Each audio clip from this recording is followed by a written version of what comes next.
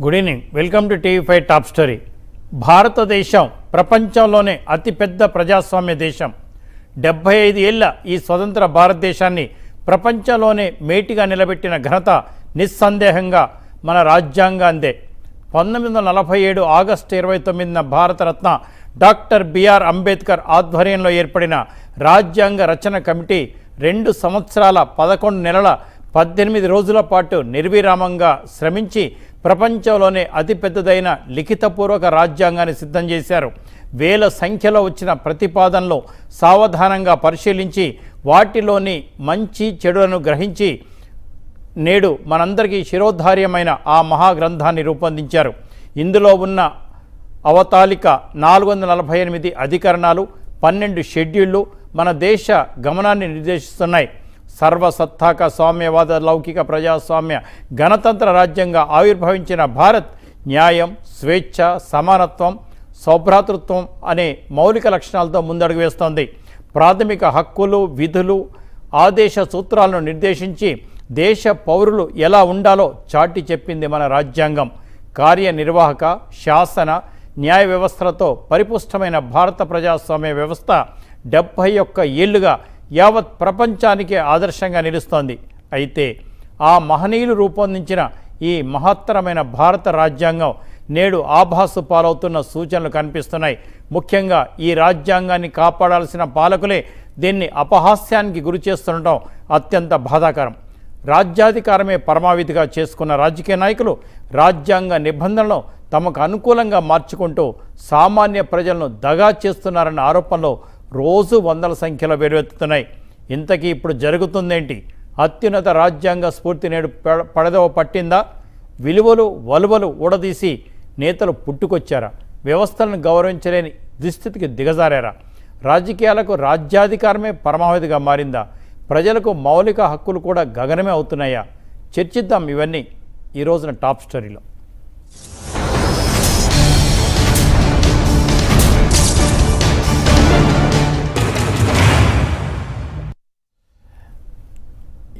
ఈరోజు ఈ అంశాలన్నీ మనతో మాట్లాడడానికి ప్రొఫెసర్ జీవీఆర్ శాస్త్రి గారు. ప్రొఫెసర్ గారు దేశ విదేశాల్లో ఆయన ఎన్నో పాఠాలు కూడా చెప్పిన గొప్ప వ్యక్తి. రాజ్యాంగం గురించి ఈరోజు మనకు చెప్తారు. అలాగే కృష్ణాంజనేయులు గారు ఏపీ ఆంధ్రప్రదేశ్ జర్నలిస్ట్ ఫోరం అధ్యక్షులు ఉన్నారు. అలాగే మరో ప్రముఖులు శివశంకర్ గారు జనసేన ప్రధాన కార్యదర్శి, మాజీ ఉన్నతాధికారి కూడా ఆయన రిటైర్ అయ్యారు. శివశంకర్ గారు నమస్కారం సార్. నమస్కారం సాంబశివరావు గారు, కృష్ణాంజనేయులు గారికి, శాస్త్రి గారికి నమస్కారాలు. ఎస్, ఇవాళ అంబేద్కర్ గారు రాసిన రాజ్యాంగం అమల్లోకి 1950 జనవరి 26న పూర్తి స్థాయిలో వచ్చినప్పటికి కూడా ఈరోజు ప్రచురింపబడ్డది, చర్చించబడ్డది. ఆ మహనీయులు మొత్తం 7 నియమించబడ్డారు సార్. అందులో ఒకరు మధ్యలో మానేశారు, ఒకరు చనిపోయారు, ఒకరు అమెరికాలో ఉండిపోయారు, ఇంకొకరు రాష్ట్ర రాజకీయాల్లో ఉన్నారు, ఇంకా మిగతా 2 కూడా ఢిల్లీకి దూరంగా ఉన్నారు. మొత్తం రాజ్యాంగం 7 ఉన్నప్పటికి కూడా ఒక్క అంబేద్కర్ గారే 99% భారం మోశారు. కానీ ఇవాళ చూస్తున్నట్టయితే ఇవాళ ఏ రాష్ట్రం చూసినా సరే రాజ్యాంగాన్ని పెడతో పట్టిస్తున్నారు, అబద్ధాలు చెప్తున్నారు, అవాస్తవాలు ప్రచారం చేస్తున్నారు. ఎన్నికల్లో గెలవడానికి మద్యం, మత్తులు, డబ్బులు, కులం, ప్రాంతం, మతం ఏదైనా సరే గెలవాలి. ఇదేనా అంబేద్కర్ గారు ఆశించిన రాజ్యాంగం? సాంబశివరావు గారు, మొదటగా 72వ రాజ్యాంగ దినోత్సవ శుభాకాంక్షలు మీ ద్వారా ఆంధ్రప్రదేశ్ ప్రజలందరికీ కూడా. రాజ్యాంగం పెట్టేటప్పుడే అంబేద్కర్ గారు అనేకమైనటువంటి పాయింట్స్ ఉటంకించారండి. మనం అది పరిశీలించేటట్టయితే ఆయన first, the constitution will provide organs like legislature, executive and judiciary. The working of the organs depends upon the people and the political parties. How they can utilize their instruments of politics and politicians. Anarchy, grammar of anarchy లో ఆయన ఈ పదం చెప్తారు. ఒక శాసన వ్యవస్థ, కార్యనిర్వాహక వ్యవస్థ, న్యాయ వ్యవస్థ 3 అంగాలను ఇస్తుంది కాన్స్టిట్యూషన్. ఈ అంగాలు ఎలా పనిచేస్తాయి అన్నది ప్రజల మీద ముఖ్యంగా ఆధారపడి ఉంటుంది, రాజకీయ పార్టీల మీద ఆధారపడి ఉంటుంది. వాళ్ళు ప్రజల తాలూకా విశేషణ కానీ వాళ్ళ శ్రేయస్సు సంక్షేమాన్ని ఏ రకంగా తీసుకెళ్లాలన్న దాని మీద ఆధారపడి ఉంటుంది ఈ కాన్స్టిట్యూషన్ సక్సెస్ అని చెప్పారు. ఎగ్జాక్ట్గా అదే ఇప్పుడు ప్రూవ్ అయింది. మహానుభావుడు 72 సంవత్సరాల క్రితమే చెప్పాడు ఆ మాట. ఇప్పుడు ఆయన దాంట్లో తీసుకొచ్చినటువంటి political democracy, social democracy, economic democracy. mere political democracy is meant for Indian democracy unless it has attained the social and economic democracy అంటారు. ఇక ఎకనామిక్ డెమోక్రసీ అంటే సోషల్ డెమోక్రసీ సంగతి దేవుడు ఎరుగు. పొలిటికల్ డెమోక్రసీ ఎలా తయారైంది అని అంటే దీంట్లో నేను ఆల్రెడీ 1 man 1 vote 1 value తీసుకొచ్చాను. కాబట్టి వీళ్ళందరూ కూడా ఎవరైతే పీడిత తాడిత వర్గాలు ఉన్నారో, ఎవరైతే వేల సంవత్సరాల నుంచి అనగదొక్కబడుతున్నారో వాళ్ళందరూ కూడా తమకి ఆమోదయోగ్యమైన నాయకుడిని ఎన్నుకొని తమ బాధలు వాళ్ళే దాన్ని రెక్టిఫై చేసుకోవాలన్న ఉద్దేశాన్ని బాబాసాహెబ్ అంబేద్కర్ వ్యక్తం చేశారు. కానీ పొలిటికల్ డెమోక్రసీ ఈరోజు ఎలా తయారైంది అని అంటే చాలా దురదృష్టకరమైన పరిస్థితిలో గెలిపోయింది. కేవలం ధన రాజకీయాలు, వారసత్వ రాజకీయాలు, కుల రాజకీయాలతో పెచ్చిరిల్లిపోయి సామాన్యుడు, బడుగు బలహీన వర్గాల వాళ్ళు జన్మతః ఓటు వేయడానికే పుట్టారు కానీ నాయకుడయ్యే అవకాశం లేకుండా మారిపోతుంది వ్యవస్థలో. ఇది చాలా దురదృష్టకరం. ఇది బాబాసాహెబ్ అంబేద్కర్ ఆశించినటువంటి విధానం కాదు, ఈ రాజ్యాంగం నిర్దేశించినటువంటి విధానం అంతకంటే కాదు.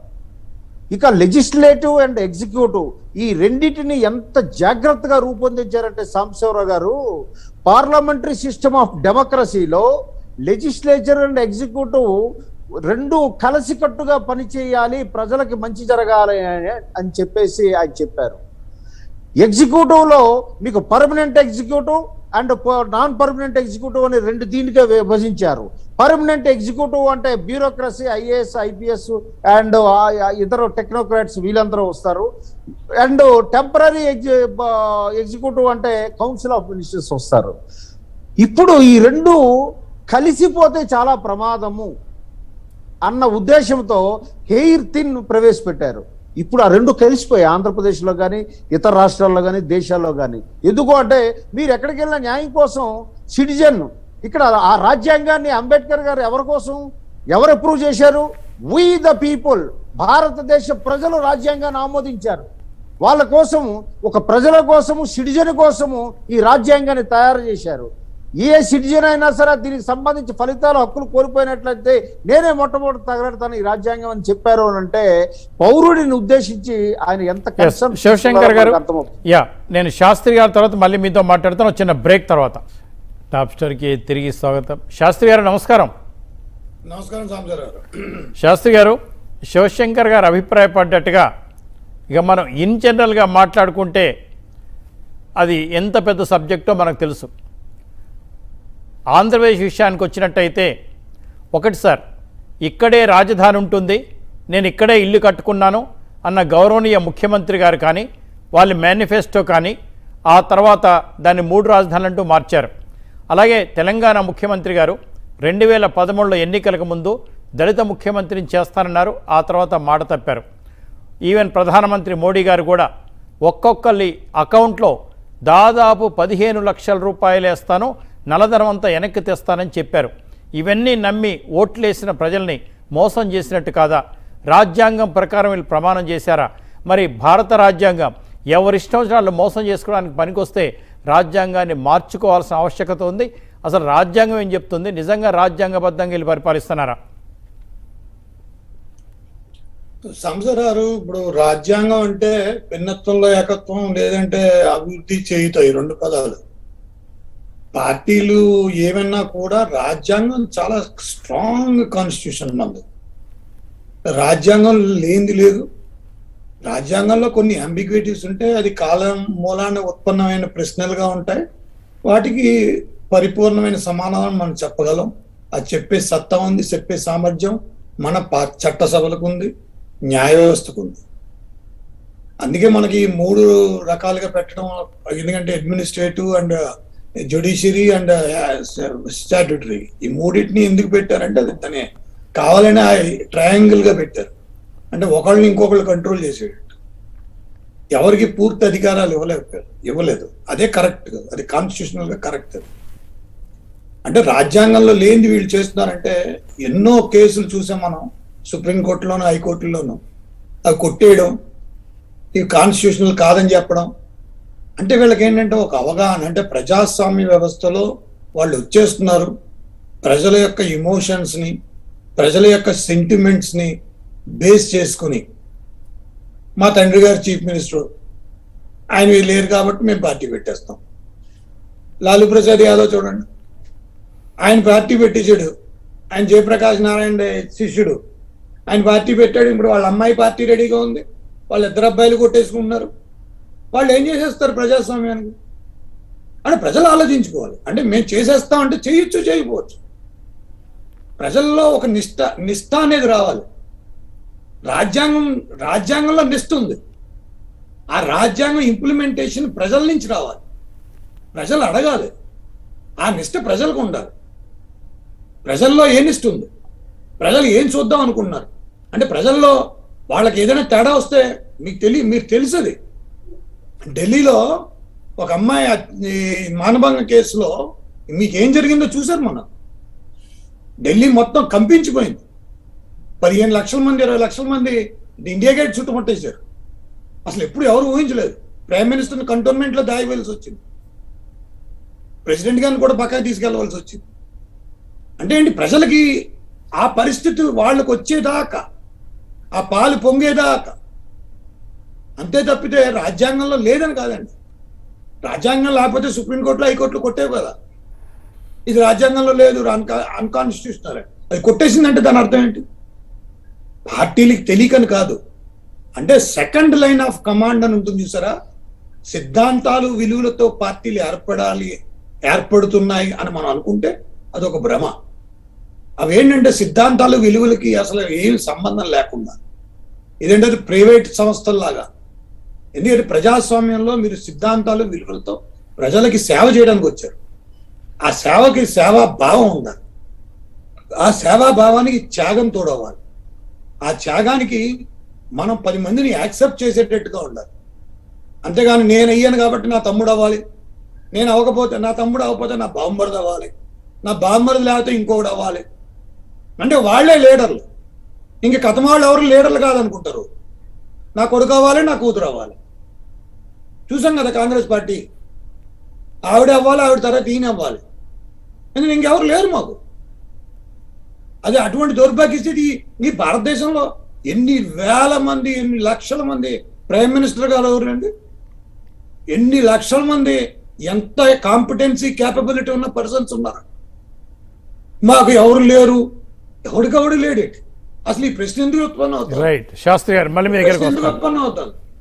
ఈ ప్రశ్న ఎందుకు ఉత్పన్నం అవుతుందంటే, రాజ్యాంగ విలువలకి వాళ్ళు అర్థం చేసుకోలేక, వాళ్ళకి తెలియక, దాని మీద అవగాహన లేక, వాళ్ళు ఏంటంటే వాళ్ళకి తెలిసినదే భగవద్గీతలో అనేసుకుంటున్నారు. అది కరెక్ట్ కాదని. ఇప్పుడు మీరు ఒకటి చూడండి, జయలలిత గారు ఆవిడ పాపం మరణం తర్వాత ఆ పార్టీ పరిస్థితి ఏంటి? ఆ పార్టీ పరిస్థితి ఏంటి? రైట్, నాయకత్వం లేదు. అంటే శాస్త్రి గారు, సిద్ధాంతాల పునాదుల మీద, నైతిక విలువల మీద, ప్రజాసేవే పరమావధిగా జాతిని ఉద్ధరించే పార్టీలు ఉద్భవించినప్పుడు మీరు అన్నది వాస్తవం సార్. కేవలం అధికారంలోకి రావడానికి, సంపద పెంచుకోవడానికి, కుటుంబ సభ్యులకు పదవులు ఇవ్వడానికి, సన్నిహితుల్ని రాజకీయాల్లో తీసుకొచ్చి పదవులు ఇవ్వడానికి అనుసరిస్తున్న ఈ రోజుల్లో మరి ఏం చేస్తాం సార్? కృష్ణాంజలి గారు నమస్కారం. నమస్తే సాంబశివరావు గారు, ప్యానెల్ మెంబర్స్ అందరికి కూడా నమస్కారం. శివశంకర్ గారికి, శాస్త్రి గారికి. ఈ రోజున ఈ టాప్ స్టోరీ డిజైన్ చేసింది మీరే. మీ మెసేజ్ చూసే నేను శాస్త్రి గారిని, శివశంకర్ గారిని రిక్వెస్ట్ చేశాను రమ్మని. ఇక మన రాష్ట్ర విషయానికి వచ్చినట్టయితే ఎస్సీల మీద దాడులు జరిగాయి, ఎస్టీల మీద దాడులు జరిగాయి. అసలు రాజ్యాంగం ప్రకారం రాష్ట్ర ప్రభుత్వం నడుస్తుందా లేదా అర్థం కావటం లేదు. కుంభకోణాల మయం, కాగును పట్టించుకోరు, స్వతంత్ర ప్రతిపత్తి గల సంస్థల్ని పట్టించుకోరు. మరి ఎలా సార్ ఇలా? ప్రతిదీ కూడా ఎన్నికల రాజ్యాంగం ప్రకారమే జరుగుతాయి. ఎన్నికైన వాళ్ళు రాజ్యాంగం ప్రకారమే ప్రమాణ స్వీకారం చేస్తారు. కానీ మద్యం పంచంది గెలవరు, డబ్బు పంచంది గెలవరు, కులాన్ని రేకెత్తించింది గెలవరు, ఇతర పార్టీలను తిట్టంది గెలవరు, కొట్టంది గెలవరు. పోలీస్ వ్యవస్థలో నానా రభస చేసి గెలుస్తూ ఉన్నారు.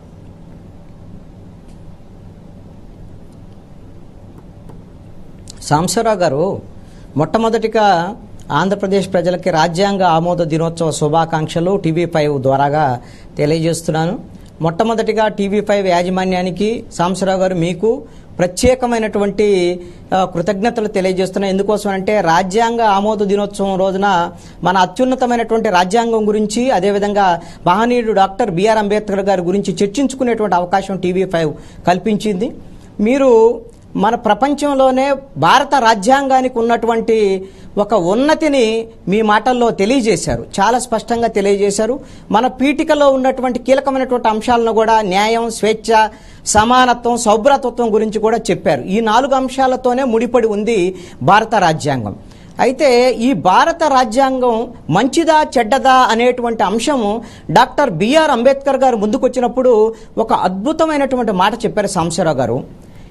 ఈ రాజ్యాంగాన్ని అమలు చేసేటువంటి పాలకులు మంచివాళ్ళు అయితే, ఒకవేళ ఈ రాజ్యాంగంలో చిన్న చిన్న లోపాలు ఉన్నప్పటికీ కూడా ఒక మంచి రాజ్యాంగంగా మనకు కనపడుతుంది. అదేవిధంగా పాలకులు గిన చెడ్డవాళ్ళు అయితే, ఈ అత్యున్నతమైనటువంటి రాజ్యాంగం అయినప్పటికీ కూడా ఈ రాజ్యాంగం చెడ్డదిగా కనపడుతుంది అనేటువంటి మాటను చెప్పారండి. మనము అసలు ఈ రాజ్యాంగాన్ని అమలు చేసేటువంటి పాలకుల తీరు ఎలా ఉంటుంది అనేటువంటిది ఊహించి 72 సంవత్సరాల క్రితమే డాక్టర్ బిఆర్ అంబేద్కర్ గారు చెప్పారు. ఈ రోజున ఆంధ్రప్రదేశ్లో ఈ రాజ్యాంగాన్ని అమలు చేసేటువంటి తీరుని కింద మనం గమనిస్తే, ఈ రోజున గౌరవ రాష్ట్ర ముఖ్యమంత్రి వర్యులు జగన్మోహన్ రెడ్డి గారు అసెంబ్లీలో రాజ్యాంగ ఆమోద దినోత్సవ సభలో పాల్గొని మహనీయుడు డాక్టర్ బిఆర్ అంబేద్కర్ గారికి పూలమాల వేసి, ఆయన చిత్రపటానికి పూలమాల వేసి నివాళులు అర్పించారు ఘనంగా. అయిపోయింది. ఇంకా నిజంగా ఆంధ్రప్రదేశ్లో భారత రాజ్యాంగానికి సంబంధించినటువంటి స్ఫూర్తికి అనుగుణంగా పాలన జరుగుతుందా లేదా? ఇది చాలా కీలకమైనటువంటి అంశం. కేవలము అంబేద్కర్ గారి చిత్రపటానికి ఒక పూలమాల వేసి నివాళులు అర్పిస్తే రాజ్యాంగాన్ని ఆమోదించినట్టు, అమలు చేసినటువంటి కాదు కదా. రాజ్యాంగ స్ఫూర్తికి అనుగుణంగా నడుస్తున్నారా, రాజ్యాంగ స్ఫూర్తికి వ్యతిరేకంగా నడుస్తున్నారా, విరుద్ధంగా నడుస్తున్నారా, రాజ్యాంగానికి తూట్లు పొడిచే విధంగా వ్యవహరిస్తున్నారా ఈ పాలకులు అనేటువంటిది ఈ రోజున మనము సమీక్షించుకోవటానికే మనం ఈ రాజ్యాంగ ఆమోద దినోత్సవాన్ని పెట్టుకున్నాం సాంబశివరావు గారు. ఇది కేవలం పండగ చేసుకునేటువంటి రోజు మాత్రమే కాదు. ప్రతి సంవత్సరం కూడా ఈ రోజున నవంబర్ 26వ తేదీన అసలు దీని అమలు తీరును సమీక్షించుకోవటానికి నిర్ణయించినటువంటి రోజు ఈ రోజున. ఆంధ్రప్రదేశ్లో కింద మీరు ఈ రోజున చూస్తే ఆ భారత రాజ్యాంగం అంబేద్కర్ గారు చెప్పిన దాని ప్రకారంగా ఆర్టికల్ 21 ఏం చెబుతుందండి? జీవించేటువంటి హక్కును కల్పించింది సాంబశివరావు గారు. మరి ఆంధ్రప్రదేశ్లో అసలు ఈ విధమైనటువంటి జీవించేటువంటి హక్కును గౌరవించే విధంగా ఈ పాలకులు ఉన్నారా? ఇందాక మీరు ప్రస్తావించారు డాక్టర్ సుధాకర్ గారు, ఆయన ఒక మాస్కులు ఇవ్వండి అని చెప్పేసి కరోనా సమయంలో అడిగినందుకు ఆయన పిచ్చివాడిగా ముద్ర వేసి రోడ్డు మీద పొడుల చేత కొట్టించి పిచ్చాసుపత్రిలో చేర్పించి ఆయన చనిపోయే వరకు వెంటాడింది కదా ఈ ప్రభుత్వం. కనీసం ఆయన జీవించేటువంటి హక్కును కూడా కాలరాసింది కదా ఒక దళిత మేధావైనటువంటి డాక్టర్ సుధాకర్ గారిని. అదేవిధంగా దళిత యువకుడైనటువంటి కిరణ్ను మాస్క్ పెట్టుకోలేదని రక్షక భటులుగా ఉన్నటువంటి పోలీసులే కొట్టి చంపినటువంటి పరిస్థితి ఉంది కదా. ఒక దళిత యువకుడి యొక్క ఒక ప్రాణాలను హరించినటువంటి పరిస్థితి ఉందిగా. అంటే ఆర్టికల్ 21 ప్రకారం అసలు జీవించేటువంటి హక్కు ఉందా ఈ ఆంధ్రప్రదేశ్లో? ఆ విధమైనటువంటి పరిస్థితులు ఉన్నాయా? మనం దీంట్లో సమానత్వం అని కూడా మాట్లాడుకుంటాం. పీఠికలో కీలకమైనటువంటి అంశం. దళిత యువకుడు వరప్రసాద్ అనేటువంటి యువకుడు ఈ పాలకుల యొక్క తీరును, ఇసుకలో ఉండేటువంటి అక్రమాలను ప్రశ్నించినందుకు అధికార పార్టీ వాళ్ళు చెప్పారండి, పోలీసులు పోలీస్ స్టేషన్ తీసుకెళ్లి శిరోమండనం చేశారు అని అంటే, ఈ నాగరిక సమాజంలో ఈ రాజ్యాంగం అమలైనటువంటి 72 సంవత్సరాల తర్వాత ఈ విధమైనటువంటి శిరోమండనం జరిగిందంటే పీఠికలో చెప్పినటువంటి దాని ప్రకారంగా ఈ స్వేచ్ఛ సమానత్వం అనేటువంటిది అమలు జరుగుతుందా ఆంధ్రప్రదేశ్లో? ఇదే రాజ్యాంగం ప్రకారంగా ఉద్యోగం చేసేటువంటి హక్కు, ఉపాధి పొందేటువంటి హక్కును కూడా రాజ్యాంగమే కల్పించింది సాంబశివరావు గారు. మరి ఆ విధంగా ఉద్యోగం చేసుకునేటువంటి ఒక దళిత డాక్టర్ అనేటువంటిది డాక్టర్ అనితారాణి గారిని ఏ విధంగా ఈ అధికార పార్టీ వాళ్ళు ఈ ప్రభుత్వం వాళ్ళు వేధించి ఇబ్బందులకు గురి చేశారు? అంటే ఈ రాజ్యాంగం కల్పించినటువంటి ఏ హక్కులను కూడా ఈ రోజున గౌరవించినటువంటి ఈ ప్రభుత్వము కేవలము రాజ్యాంగ ఆమోద దినోత్సవం రోజున అంబేద్కర్ గారికి పూలమాలలు వేస్తే ఈ రోజున మీరు ఆమోదించినటువంటి రాజ్యాంగాన్ని రాజ్యాంగ స్ఫూర్తికి అనుగుణంగా పనిచేసినటువంటిది కాదు అనేటువంటిది నేను చెప్పదలుచుకున్నాను. ఒక్కటే అంశం చెప్పి నేను ముగిస్తాను. సాంబశివరావు గారు, ఈ రోజున కనీసమైనటువంటి తిండి అనేటువంటిది కూడా రాజ్యాంగం కల్పించినటువంటి హక్కండి. ఈ రోజున పిల్లలకి కనీసము అంగన్వాడీ స్కూల్లో పిల్లలకి గుడ్డు పాలు అందించలేనటువంటి స్థితిలో ఈ రోజున ప్రభుత్వం ఉంది. అలాంటి గుడ్డు పాలు అందించడానికి కూడా ఈ రోజున పరిస్థితులు లేవు. అనంతపురంలో యాడికి అనేటువంటి ఒక గ్రామంలో జడ్పీజీ స్కూల్లో మధ్యాహ్న భోజనానికి సంబంధించినటువంటి నిధులు అందించినటువంటి పరిస్థితుల్లో పిల్లలకు మధ్యాహ్నం భోజనం పెట్టలేమని ఆ స్కూల్ యాజమాన్యం ప్రకటించింది. అంటే కనీసం తిండి కూడా అందించలేనటువంటి పరిస్థితి, రాజ్యాంగం కల్పించినటువంటి కనీస తిండి హక్కును కూడా ఈ ప్రభుత్వం హరించి వేస్తుంది. జగన్మోహన్ రెడ్డి గారు ఆలోచించుకోవాలి. రాజ్యాంగ స్ఫూర్తికి విరుద్ధంగా పనిచేసేటువంటి మీరు కేవలము దండలు వేసి దండం పెట్టినటువంటి మాత్రాన రాజ్యాంగాన్ని గౌరవించినటువంటి కాదు అనేటువంటిది జగన్మోహన్ రెడ్డి గారు వెల్కమ్ బ్యాక్. శివశంకర్ గారు, మన రాష్ట్రంలో రాజ్యాంగబద్ధంగా పరిపాలన సాగుతుందా అని అడగమని ప్రేక్షకులు మాట్లాడుతూ ఉన్నారు. ఎందుకు ఈ లోపం వచ్చింది? ఎక్కడ లోపం ఉంది? సరిదిద్దుకునే అవకాశాలు ఏంటి? అంటే సాంబశివరావు గారు, ఇక్కడ శాసన వ్యవస్థ, కార్యనిర్వాహక వ్యవస్థ, చాలా మంచి పాయింట్ ప్రశ్న మీరు అడిగారు. శాసన వ్యవస్థ చట్టాలు చేస్తుంది, కార్యనిర్వాహక వ్యవస్థ అమలు చేస్తుంది. అయితే కార్యనిర్వాహక వ్యవస్థ ఎవరికి అకౌంటబిలిటీ ఉంటుందంటే కౌన్సిల్ ఆఫ్ మినిస్టర్స్కి. ఎందుకంటే కౌన్సిల్ ఆఫ్ మినిస్టర్ అన్నది పొలిటికల్ ఎగ్జిక్యూటివ్ రాజ్యాంగ ప్రకారం. ఇక్కడ ఈ రకమైనటువంటి డిఫరెన్షియేషన్ ఎందుకు పెట్టారు అని అంటే, ఈ చట్టాలు చేయడానికి ఈ కార్యనిర్వాహక వ్యవస్థలో ఉన్నటువంటి బ్యూరోక్రసీ, ఎందుకంటే రాజకీయాల్లో వచ్చిన చాలా విషయాలు తెలియదు కాబట్టి లిసిస్ట్ చేసి మంచి చట్టాలు, ప్రజాశ్రేయస్సు ఇచ్చినటువంటి చట్టాలు తీసుకురావాలని, దాన్ని నిష్పక్షపాతంగా అమలు చేయవలసిన బాధ్యత కార్యనిర్వాహక వ్యవస్థ మీద, బ్యూరోక్రసీ మీద ఉంది. మన రాష్ట్రం విషయానికి వచ్చేసరికి ఈ రెండు ఏకమైపోయాయి సాంబశివరావు గారు. అంటే సపోజ్ ఒక చట్టం తెస్తాను అని శాసన వ్యవస్థగా అనేటట్టయితే కార్యనిర్వాహక వ్యవస్థ ఆ చట్టం రాజ్యాంగానికి అనుగుణంగా ఉందా లేదా, రాజ్యాంగ విరుద్ధంగా ఉంటే ఎక్కడ విరుద్ధంగా ఉంది, ఇది పనికిరాదు అని చెప్పాలి. అంబేద్కర్ గారు చెక్స్ అండ్ బ్యాలెన్సెస్ చాలా బ్యూటిఫుల్గా డిజైన్ చేశారు. ఏ రెండు వ్యవస్థలు కలిసిపోతే చాలా ప్రమాదం. అందుకనే separation of powers, doctrine of separation of పవర్స్ని ఇన్ ఏ స్ట్రిక్ట్ సెన్స్లో రాజ్యాంగంలో పెట్టకపోయినప్పటికీ శాసన వ్యవస్థ, కార్యనిర్వాహక వ్యవస్థ అండ్ న్యాయ వ్యవస్థని మూడింటిని ఐసోలేట్ చేశారు. ఏ ఒక దాంట్లో కూడా వేరే ఒకటి ఇంటర్ఫీర్ కాకుండా, తలదూర్చుకుంటా, డిపెండెన్సీ లేకుండా చేశారు. ఇప్పుడు ఏమైందంటే ఆంధ్ర రాష్ట్రంలో ఈ శాసన వ్యవస్థ, కార్యనిర్వాహక వ్యవస్థ రెండు ఏకమైపోయి. దానికి బెస్ట్ ఎగ్జాంపుల్, ఎవరైనా నాకు అన్యాయం జరిగిందని పోలీస్ స్టేషన్కి వెళ్ళండి సాంబశివరావు గారు, వాడు రిజిస్టర్ చేయడు, ఎఫ్ఐఆర్ కట్టరు.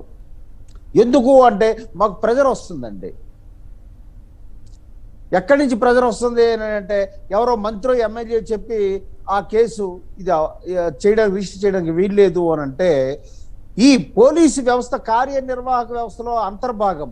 ఇది నిష్పక్షపాతంగా, ప్రజలకి జవాబుదారీగా, రాజ్యాంగానికి జవాబుదారీగా పనిచేయాలి, చట్టాలకి జవాబుదారీగా. అదంతా పోయింది, గాలి కుదిలిపోయింది. మన ఆంధ్రప్రదేశ్ ఈ 2.5 సంవత్సరాల నుంచి కూడా ఇక్కడ ఒక వ్యవస్థ నడుస్తుంది. ఆ వ్యవస్థ ఏంటంటే శాసన వ్యవస్థ, కార్యనిర్వాహక వ్యవస్థ రెండు ఏకమైపోయాయి, మింగిలైపోయి. Fusion of the two organs will be dangerous to the democracy. అది ఇక్కడ జరుగుతుంది. అసలు అంబేద్కర్ గారు ఏ సందేహాలు అయితే 72 సంవత్సరాల క్రితం ఎక్స్ప్రెస్ చేశారో, వెలుబుచ్చారో, అవన్నీ ప్రస్తుతం ఆంధ్రప్రదేశ్లో స్పష్టంగా మనకు కనబడతాయి. మాకు ఇక్కడ కొన్ని దగ్గరలో విశాఖపట్నంలో ఉన్నది, స్టేషన్కి ఎవరైనా వెళ్తే ఎమ్మెల్యే కొడుకులకి ఫోన్ చేస్తుంటారు. ఏం సార్ ఈ కేసు రిజిస్టర్ చేయమంటారా లేదా అంటే వద్దులే నేను తర్వాత చెప్తాను అప్పుడు చేద్దులు అంటే వీడు అంటే ఇక్కడ బ్యూరోక్రసీ వాళ్ళకి తాబేదారులుగా బానిసలుగా పనిచేయడం అయితే ఎప్పుడైతే మొదలెట్టారో ఎవరు నష్టపోతారంటే సాంబశివరావు గారు, ప్రజలు నష్టపోతారు, ప్రజాస్వామ్యం నష్టపోతుంది. పౌరులకు ఉండవలసినటువంటి ప్రియాంబుల్లో స్వేచ్ఛ, సమానత్వం, సౌభ్రాతృత్వం ఈ మూడు పోతాయి. Forget about remaining all other things. ఒక పౌరుడికి ఉండవలసిన స్వేచ్ఛ పోతుంది, ఆ స్వేచ్ఛ హరించి వేయబడుతుంది, ఫ్రీడమ్ ఆఫ్ స్పీచ్ పోతుంది, ఈక్వాలిటీ పోతుంది, సమానత్వం ఉండదు, సౌభ్రాతృత్వం అంతకంటే ఉండదు. ఇవన్నీ పోయాయంటే అది రాజ్యాంగాన్ని కొలాప్స్ అయినట్టే లెక్క కింద మనం పరిగణించాలి. ఇప్పుడు అదే ఆంధ్రప్రదేశ్లో జరుగుతుంది సాంబశివరావు గారు. Right. ఆంధ్రప్రదేశ్లో జరగడానికి ఇదే ప్రధాన కారణం. శాస్త్రి గారు, ఇవాళ గౌరవనీయ ప్రధానమంత్రి మోడీ గారు చెప్పారు, కుటుంబ పాలన చాలా రాష్ట్రాల్లో ఎక్కువ అవుతోంది, ప్రజాస్వామ్యంలో ఇది మంచిది కాదని. ఎస్, మన జనతా పార్టీ ఉదాహరణ చాలా మంచి ఉదాహరణ. జయప్రకాష్ నారాయణ గారు ముందుండి నడిపించారు. మొరార్జీ దేశాయ్ గారు కానీ, జగజీవన్ రామ్ గారు కానీ, చరణ్ సింగ్, మధులి మాయే, దాంట్లో చాలామంది, మోహన్ ధారియా, పీలు మోడీ, బిజు పట్నాయక్, గొప్ప గొప్ప మంత్రులు, జార్జ్ ఫెర్నాండేస్, వీళ్ళంతా కూడా చూసాం మనం. ఒక మంచి రైల్వే శాఖ కానీ, ఒక మంచి ఆర్థిక శాఖ కానీ, the best government I can say.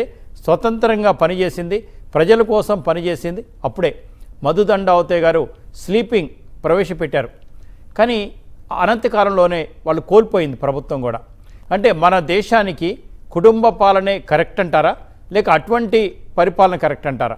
ఇప్పుడు మోడీ గారు కుటుంబ పరిపాలన కాకపోవచ్చు, కానీ భారతీయ జనతా పార్టీలో కూడా చాలామంది కుటుంబ పరిపాలన అంశాన్ని కూడా తీసుకున్నారు. చాలా రాష్ట్రాల్లో వారి వారసులే ఎంపీలుగా, మినిస్టర్లుగా కూడా ఉన్నారు. మరి ఈ రాజ్యాంగం పూర్తి స్థాయిలో అమలుపరచాలంటే అతి సామాన్యులు కూడా ముఖ్యమంత్రి కానీ ప్రధానమంత్రి కావాలంటే వీలయ్యే అవకాశం ఉందా? ప్రతి ఒక్కరికి, అంటే అంబానీకైనా ఒకటే ఓటు, మీలాంటి పెద్దలకు ఒకటే ఓటు, మాలాంటి సామాన్యులు కూడా ఒకటే ఓటు రాసిన రాజ్యాంగం నిజంగా అధికారం మాత్రం అలా ఉందంటారా? లేకపోవడం ఏం లేదండి. ఎందుకంటే కుటుంబ పాలన అంటే మనకి సంక్రమించిన ఈ స్వతంత్ర సమరం మహాత్మా గాంధీ గారు, జవహర్లాల్ నెహ్రూ గారు వాళ్ళు చేసిన త్యాగమైనా సరే ఇండివిజువల్ గా, తర్వాత వాళ్ళ ద్వారా సంక్రమించిన కొంతమంది వ్యక్తులు, లైక్ ఇందిరాగాంధీ అయినా, రాజీవ్ గాంధీ అయినా, వాళ్ళందరూ ఆ కాంగ్రెస్ పార్టీ నుంచి అలా ఆ రకంగా ఆ కాంగ్రెస్ పార్టీల్లో పనిచేసిన వాళ్ళందరూ పార్టీలు పెట్టేయడం, మేము ఒక కంపెనీ పెట్టేసినట్టు పార్టీ పెట్టేసారు. అంటే ప్రజల యొక్క విధి విధానం, అంటే మనం ఈ సమాజం అందు, ఈ రాజ్యాంగం అందు ఒక బద్దులై ఉండి, మీరు అలా లేదనకండి. అరవింద్ కేజ్రీవాల్ కూడా పార్టీ పెట్టాడు, ఆయన చీఫ్ మినిస్టర్ అయ్యాడు, అవ్వడం లేదు. త్రిపురలో ఒక చీఫ్ మినిస్టర్ చాలా ఏళ్ళు పరిపాలించాడు, జ్యోతి బసు గారు చాలా ఏళ్ళు పరిపాలించాడు. పరిపాలించలేదని కాదు, పరిపాలించడం చాలా మంది పరిపాలించారు, అట్టడి స్థాయి నుంచి వచ్చారు. జయలలిత కూడా అంతే. ఎన్టీ రామారావు ప్రజల యొక్క ఇదిని చూసి 2 రూపాయల కిలో బియ్యం అనుకుని ఆయన ప్రజల యొక్క ఇది కోసం వచ్చాడు. ఆయన ఆకాంక్ష వేరు, ఆయన విధానం అది, దానికోసం వచ్చాడు ఎన్టీ రామారావు.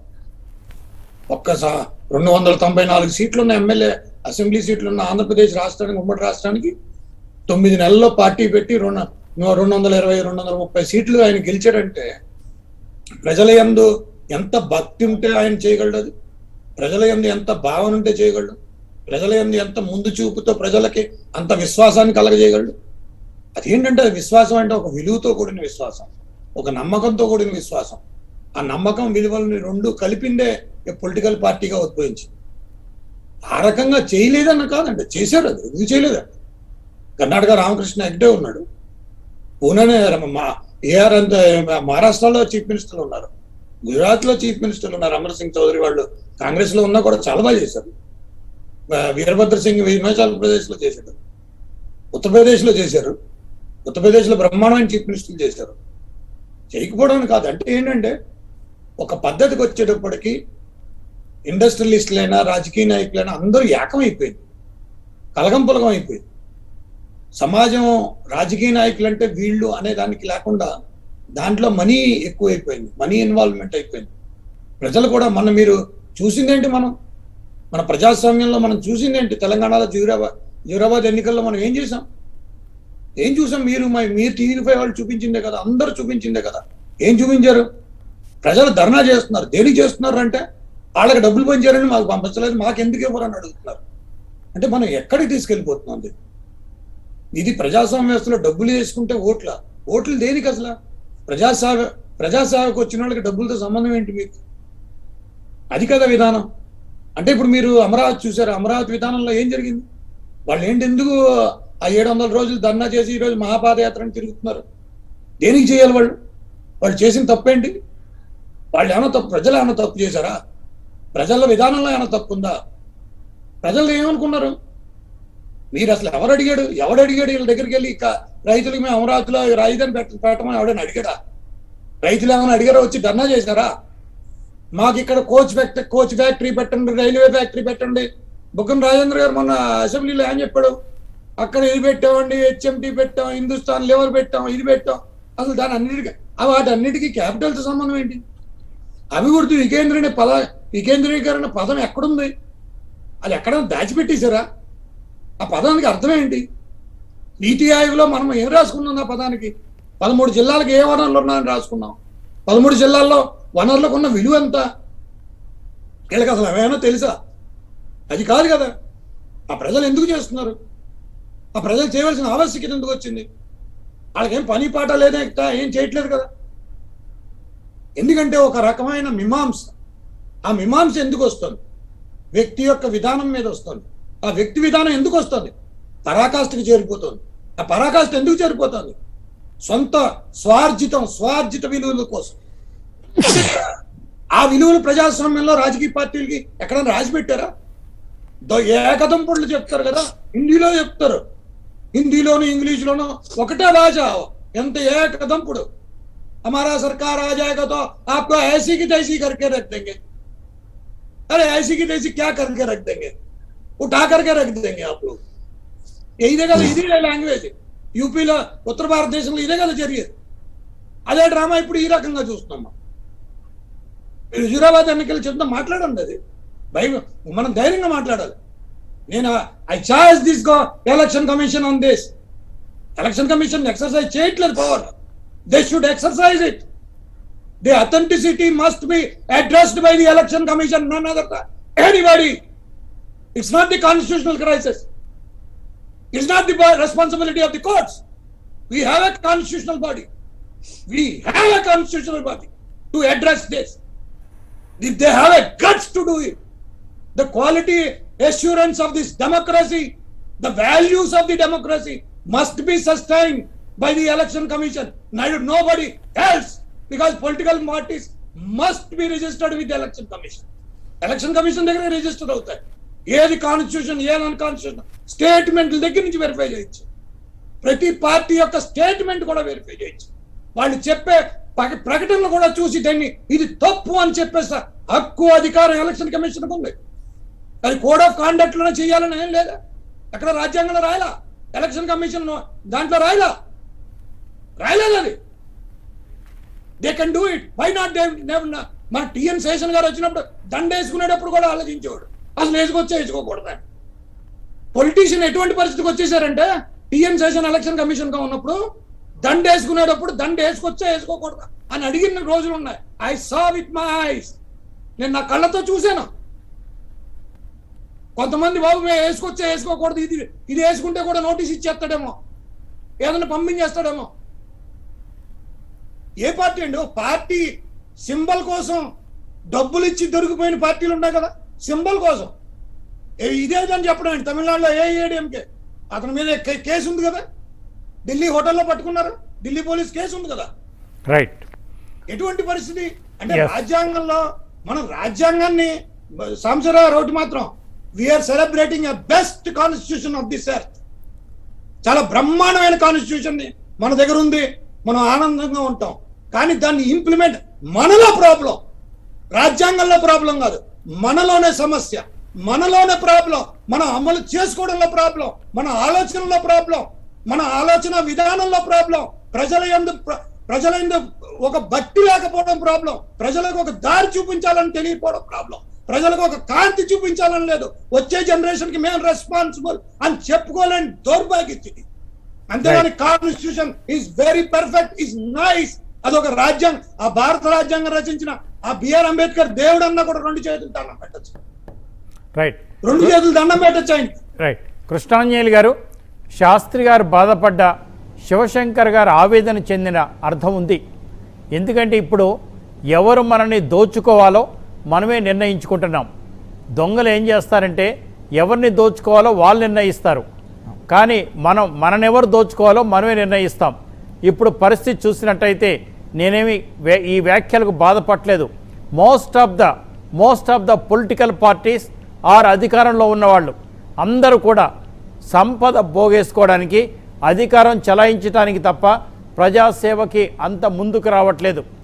చూస్తున్నట్టయితే ఇతర పార్టీలను తిట్టడం, మహిళల్ని బజారుకి ఈడ్చడం, నోటికొచ్చినట్టు మాట్లాడటం, అంతులేని సంపద సృష్టించుకోవడం, పోలీస్ వ్యవస్థని దీంట్లో లాగడం, అన్ని వ్యవస్థలు దుర్వినియోగం చేయటం.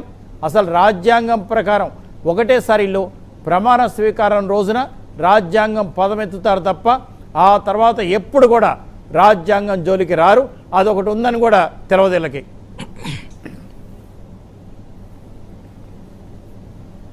సాంబశివరావు గారు, శాస్త్రి గారు అదేవిధంగా శివశంకర్ గారు ఆవేదనకి అర్థం ఉంది. ఎందుకోసం అంటే మన ఇంట్లో దొంగలు పడితే మన ఇంట్లో ఉండేటువంటి ఆస్తిని, బంగారాన్ని, ఏమనుండి వస్తువులు మాత్రమే దోచుకొని వెళ్తారు. అదేవిధంగా ఈ రోజున దొంగలు, దోపిడీదారులు, ఈ విధమైనటువంటి అవినీతి పరులు పాలకులుగా మారితే మన ఇప్పుడు భవిష్యత్తు, దేశ భవిష్యత్తులతో పాటుగా మన పిల్లల భవిష్యత్తుకు సంబంధించినటువంటి మొత్తాన్ని కూడా హరించి వేసేటువంటి విధంగా వ్యవహరిస్తారండి. ఈ రోజున ఆంధ్రప్రదేశ్ ప్రభుత్వంలో ఉండేటువంటి పాలకులు మొత్తం రాజ్యాంగ వ్యవస్థలను నిర్వీర్యం చేసేటువంటి విధంగా వ్యవహరిస్తున్నారు. ఇది సాంబశివరావు గారు, మీరు, నేను TV5 చేస్తున్నటువంటి ఆరోపణ కాదు, నేను ఆధారాలతో చెప్తున్నాను. ఈ రోజున చట్టసభలను కూడా గౌరవించినటువంటి విధంగా జగన్మోహన్ రెడ్డి గారు వ్యవహరిస్తున్నారు. ఇదే చట్టసభలో కదా, శాసనసభలో కదా రాజధాని అమరావతిగా ఉండాలి, ఒకటే రాష్ట్రం ఒకటే రాజధాని అని అధికార పార్టీ, ప్రతిపక్ష పార్టీ అందరూ కలిసి తీర్మానాలు చేసి రాజధానిని నిర్ణయించిన తర్వాత ఈ అసెంబ్లీని అపహాస్యం చేస్తూ 3 రాజధానులు అనేటువంటి విషయాన్ని తీసుకొచ్చినటువంటిది అంటే ఈ రాజ్యాంగాన్ని అపహాస్యం చేయటమా కాదా సాంబశివరావు గారు? ఈ ప్రభుత్వం చేసిన, ఈ పాలకులు చేసేటువంటి నిర్ణయాలు, చట్టసభల్లో ఉండేటువంటి శాసన మండలి ఏదైతే రాజ్యాంగం కల్పించినట్టు ఆర్టికల్ 168, 169 ప్రకారంగా ఏర్పడినటువంటి శాసన మండలిలో ఉండేటువంటి సభ్యులు మీరు చేసినటువంటి తప్పు, దీన్ని సెలెక్ట్ కమిటీకి పంపించాలి అని అంటే మీ శాసన మండలే వద్దు, రద్దు చేస్తామనేటువంటి విధంగా నియంతృత్వంగా వ్యవహరించడం అంటే రాజ్యాంగ వ్యవస్థలను నిర్వీర్యం చేయడం కాదా సాంబశివరావు గారు? మీరు గమనించండి, కార్యనిర్వాహక వ్యవస్థను ఏ విధంగా దుర్వినియోగం చేస్తున్నారో శివశంకర్ గారు చెప్పారు. నేను ఇక దాని జోలికి వెళ్ళను. కానీ ఈ రాజ్యాంగంలో కీలకమైనటువంటి న్యాయ వ్యవస్థను కూడా పూర్తిగా నిర్వీర్యం చేసేటువంటి విధంగా, వాళ్ళను అవమానపరిచేటువంటి విధంగా, న్యాయమూర్తులను కూడా కించపరిచేటువంటి విధంగా బూతులు తిడుతూ ఏ విధంగా ఈ అధికార పార్టీకి సంబంధించినటువంటి ప్రజాప్రతినిధులే వ్యవహరించారనంటే అసలు ఈ రాజ్యాంగ స్ఫూర్తిగా వ్యతిరేకంగా ఎలా వ్యవహరిస్తున్నారనేటువంటిది అర్థం చేసుకోవచ్చు. రాజ్యాంగంలో చాలా కీలకమైనటువంటిది సాంబశివరావు గారు, ఆర్టికల్ 19 క్లాజు 1 ప్రకారంగా భావ ప్రకటన స్వేచ్ఛ అనేటువంటిది ఉంది. దాని ప్రకారంగానే ఈ రోజున TV5 మీరు అనేకమైనటువంటి అంశాలని ప్రభుత్వం దృష్టికి తీసుకొస్తున్నారు, మనమందరం మాట్లాడుతున్నాం. ఇది తట్టుకోలేనటువంటి ప్రభుత్వం కదా TV5 యాజమాన్యం మీద, మీ మీద, జర్నలిస్టుల మీద, అందరి మీద డిబేట్ లో కూర్చున్నటువంటి వాళ్ళ మీద కేసులు పెడుతుంది, రాజద్రోహం కేసులు పెడుతుంది. అంటే ఇది రాజ్యాంగ విరుద్ధం కాదా సాంబశివరావు గారు? ఈ విధమైనటువంటి మీరు రాజ్యాంగ స్ఫూర్తికి వ్యతిరేకంగా వ్యవహరిస్తున్నారు. ఈ రోజున వెళ్లి రాజ్యాంగ ఆమోద దినోత్సవం రోజున అంబేద్కర్ గారికి ఒక పూలమాల వేసి చేతులు దులుపుకోవాలని చూస్తున్నారు. నేను ఒకటే అడుగుతున్నాను సాంబశివరావు గారు, నిజంగా అంబేద్కర్ గారి మీద గౌరవం ఉంటే జగన్మోహన్ రెడ్డి గారికి ఒకటే అడుగుతున్నాను. జగన్మోహన్ రెడ్డి గారు ఒక ప్రకటన చేశారు, ఆ విజయవాడ నడి బొడ్డున స్వరాజ్ మైదానంలో 125 అడుగుల అంబేద్కర్ గారి విగ్రహాన్ని ఏర్పాటు చేస్తున్నానని ఆర్భాటంగా ప్రకటించినటువంటి జగన్మోహన్ రెడ్డి గారు, సంవత్సరంలోగా ఈ ప్రాజెక్టును ప్రారంభిస్తామని చెప్పినటువంటి జగన్మోహన్ రెడ్డి గారు ఇప్పటి వరకు ఒక్క ఇటుక రాయి కూడా ఈ 125 అడుగుల అంబేద్కర్ గారి విగ్రహానికి వేసినటువంటి పరిస్థితి లేదు. సాంబశివరావు గారు, ఇదా అంబేద్కర్ గారికి ఇచ్చేటువంటి గౌరవం? అదేవిధంగా అమరావతి రాజధాని, కీలకమైనటువంటి రాష్ట్ర రాజధానిలో అంబేద్కర్ స్మృతి వన ఏర్పాటు కోసం గత ప్రభుత్వం 125 అడుగుల విగ్రహము, అదే విధంగా అక్కడ భూమిని కేటాయించి అక్కడ పనులు కూడా ప్రారంభిస్తే ఈ జగన్మోహన్ రెడ్డి గారి ప్రభుత్వము మధ్యలో స్మృతివనానికి సంబంధించినటువంటి అంబేద్కర్ గారి విగ్రహానికి సంబంధించినటువంటి స్మృతివనాన్ని ఆపు చేసినటువంటి పరిస్థితి ఉంది. ఇదా అంబేద్కర్ గారికి ఇచ్చినటువంటి గౌరవము? ఈ విధమైనటువంటి వ్యవహరించేటువంటి ఈ తీరు అంబేద్కర్ గారి యొక్క ఆలోచనలకి, రాజ్యాంగ స్ఫూర్తికి పూర్తి విరుద్ధంగా ఈ రోజున ఆంధ్రప్రదేశ్ ప్రభుత్వము, పాలకులు వ్యవహరిస్తున్నటువంటి తీరుగా మనం గమనించాలి. కేవలము Right. ఒక నిమిషం. రాజకీయాల్లో ఎన్నికల్లో గెలవటం, ఓట్లు సంపాదించటం, పీఠం ఎక్కటం, మేము చెప్పిందే చట్టం, మేము చేసిందే రాజ్యాంగం అన్నటువంటి విధంగా ఈ రోజున జగన్మోహన్ రెడ్డి గారు వ్యవహరిస్తున్నారు. ఖచ్చితంగా రాజ్యాంగ ఆమోద దినోత్సవం రోజున ఈ అంశాలను సమీక్షించుకొని సరైనటువంటి పాలకులను ఎన్నుకునేటువంటి బాధ్యత కూడా ప్రజలదే. సాంబశివరావు గారు ఇందాక మీరు అన్నారు, ఎవరు ఎన్నుకోవాలో ప్రజలు ఈ బాధ్యత తెలుసుకోవాల్సినటువంటి అవసరం ఉంది. ఎవరిని ఎన్నుకోవాలో తెలుసుకొని బాధ్యతాయుతంగా ప్రజలు వ్యవహరిస్తే ఈ విధమైనటువంటి సమస్యను మనం అధిగమించేటువంటి అవకాశం ఉంటుంది. సాంబశివరావు గారు. రైట్. శివశంకర్ గారు, ఒక చిరు ఉద్యోగి, ఒక చిన్న ఉద్యోగి తప్పు చేస్తేనో, తప్పు చేసినట్టుగా అనిపిస్తేనో 24 గంటల కన్నా ఎక్కువ జైల్లో గడిపినట్టయితే వారిని సస్పెండ్ చేస్తారు. ఛార్జ్ షీట్ వేసిన తర్వాత కూడా పూర్తి స్థాయి విచారణ తర్వాత మాత్రమే వారికి జాబ్ ఇస్తారు, అక్విటల్ అయితేనే. అదే రాజకీయ నాయకులకు వస్తేకి జైల్లోకి వెళ్ళిన, తప్పుడు మార్గాలు అనుసరించిన, తప్పుడు పద్ధతిలో మాట్లాడిన శిక్షలు అంతగా ఎందుకు లేవంటే, స్వాతంత్ర ఉద్యమ కాలంలో చాలామంది జైలుకి వెళ్ళారు కాబట్టి, ప్రజా సమస్యల మీద జైలుకి వెళ్ళారు కాబట్టి, ధర్నాలు చేస్తారు కాబట్టి, ఊరేగింపులు చేస్తారు కాబట్టి, అటువంటి ప్రజా సమస్యలపై పోరాడే నాయకుల్ని జైల్లో పెట్టడం కరెక్ట్ కాదు అన్న ఒక్క ఉద్దేశంతోనే వారికి శిక్ష లేకుండా చేశారు. కానీ నవీన ఈ దశకంలో మాత్రం మార్పు రావాల్సిన అవసరం ఉంది. Please sir. అంటే అన్నిటికంటే మించినదండి, విలువలు పతనం అయిపోయాయి. సాంబశివరావు గారు, పాలిటిక్స్లోకి 1971 వరకు కూడా మన పాలిటిక్స్, భారతదేశ పాలిటిక్స్ని జస్ట్ క్లుప్తంగానే మీకు చెప్తాను. అప్పటి వరకు క్రిమినల్స్ బ్యాక్ ఎండ్లో ఉండేవారు, ఒక మంచి వ్యక్తులకి ముందు పెట్టి వెనక నుంచి సపోర్ట్ ఇచ్చేవారు. 71 తర్వాత క్రిమినలైజేషన్ ఆఫ్ పాలిటిక్స్ అనేది చాలా ర్యాపిడ్గా మారిపోయింది. ఎట్లాగంటే మనం ఎందుకు ఆళ్ళను పెట్టడం, మనమే నాయకుల వైపు పోలా అని చెప్పి ఈ క్రిమినల్స్ అను ఇన్ పాలిటిక్స్ మీకు ఈరోజు 46% వరకు ఇంక్రీజ్ అయిపోయింది. అంటే ఒక క్రిమినల్ చట్టం చేసే పరిస్థితులకు వస్తే ఎట్లా ఉంటుంది సాంబశివరావు గారు? అంటే ప్రజలు ఆలోచించాలి. అందుకే అంబేద్కర్ గారు చెప్పారు, కాన్స్టిట్యూషన్ ఓన్లీ ఈ ప్రధానంగాలు 3 ఇస్తుంది, కానీ దీన్ని ఎలా నడపాలి, ఏ రకంగా విజయవంతం చేసుకోవాలని అన్నది ప్రజల మీద, పొలిటికల్ పార్టీల మీద ఆధారపడి ఉంటుంది అని అన్నారు. ప్రజలు ఇక్కడ మారాలి. ప్రజలు ఒకప్పుడు ఎవరైనా లంచం తీసుకుంటే ఏహీ భావంతో చూసేవారు. సాంబశివరావు గారు, నా చిన్నప్పుడు ఆ నిజాయితీగా ఉన్న వాళ్ళంటే కొనియాడేవారు ప్రజలు. ఇప్పుడు మంచి బిల్డింగ్ కడితే అబ్బా బాగా లంచం తీసుకున్నట్టున్నాడు, మంచి పెద్ద బిల్డింగ్ కట్టాడని ప్రజలు అప్రిషియేట్ చేస్తున్నారు. ఈ ట్రెండ్ మారాలి. అవినీతి చేసిన వాడు, దుర్మార్గాలు చేసిన వాడిని ఏహించుకునే భావన అతనికి ఎన్నికల్లో నిలబడే హక్కు. ఫైనల్ గా శాస్త్రి గారికి ఇద్దాం 2 minutes. శివశంకర్ గారు, శాస్త్రి గారు 2 minutes ప్లీజ్.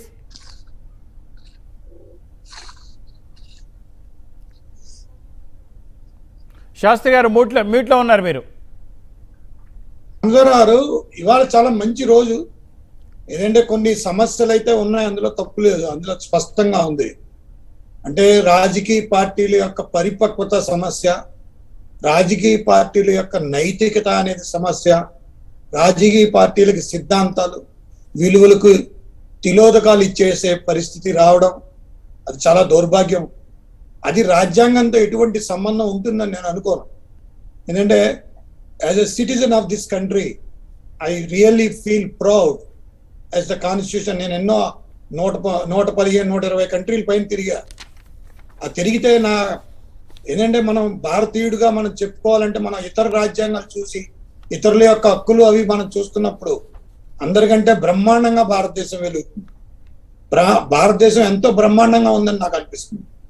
భారతదేశం యొక్క విలువలకి వాటికి అంటే ఇక్కడికి వచ్చేటప్పటికి ప్రజల యొక్క సమస్యలతో ఇచ్చేస్తాం, కానీ ఇదేంటంటే పార్టీల యొక్క నియమాలు వాళ్ళకి ఏంటంటే వ్యక్తిత్వాలకి తిలోదకాలు ఇచ్చేసి చెయ్యాలన్న తపన లేకపోవడం అటువంటివి ఏమైనా ఉంటాయేమో, కానీ మన రాజ్యాంగానికి అయితే మాత్రం రైట్ ఆ శాస్త్రి బాబాసాహెబ్ గారు. అంబేద్కర్ గారికి ఒక దండం ఉండే మంచి బ్రహ్మాండమైన రాజ్యాంగం ఇచ్చినందుకు.